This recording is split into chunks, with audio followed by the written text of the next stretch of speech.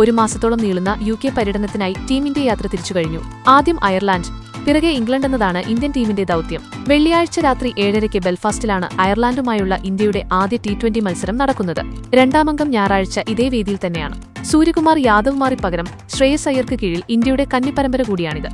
അതിശക്തമായ ടീമിനെയാണ് പരമ്പരയിൽ അദ്ദേഹത്തിന് നൽകിയിരിക്കുന്നത്.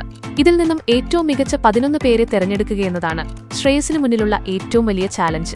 ഓപ്പണിംഗിലാണ് ഏറ്റവുമധികം ആശയക്കുഴപ്പം നിലനിൽക്കുന്നത്. സഞ്ജു സാംസണും അഭിഷേക് ശർമ്മയും ടീമിൽ നിൽക്കവെ തന്നെ കൗമാര ബാറ്റിംഗ് സെൻസേഷൻ വൈഭവ് സൂര്യവംശിയെയും ആദ്യമായി ടീമിലേക്ക് കൊണ്ടുവന്നിരിക്കുകയാണ്. ഇവരെ കൂടാതെ ഓപ്പണിംഗിൽ കളിക്കാൻ ഇഷാൻ കിഷനും സംഘത്തിലുണ്ട്. എന്നാൽ 4 പേരെയും ഒരുമിച്ച് ഉൾപ്പെടുത്തിക്കൊണ്ട് ഒരു കിടിലൻ ടീമിനെ ഇന്ത്യക്ക് പരീക്ഷിക്കാൻ സാധിക്കും. അതും എങ്ങനെയാണെന്ന് നമുക്ക് നോക്കാം.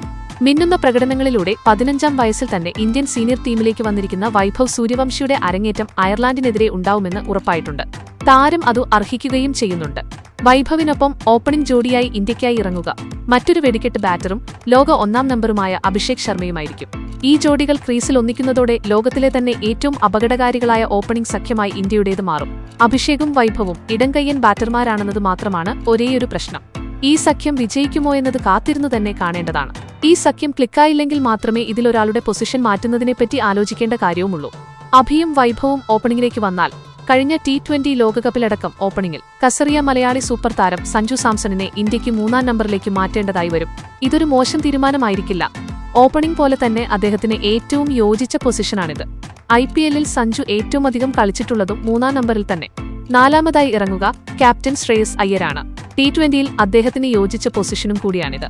മാത്രമല്ല ഓപ്പണർമാർ ഇടംകയ്യന്മാരായതിനാൽ തന്നെ തുടർന്നു വരുന്ന 2 പേരും വലങ്കൈ ബാറ്റർമാരാവുന്നത് ടീമിന് കൂടുതൽ ബാലൻസും നൽകും.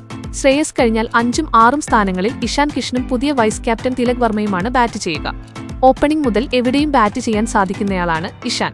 അതിനാൽ തന്നെ 5-ാം നമ്പർ അദ്ദേഹത്തിന് വലിയ വെല്ലുവിളിയും ആയേക്കില്ല.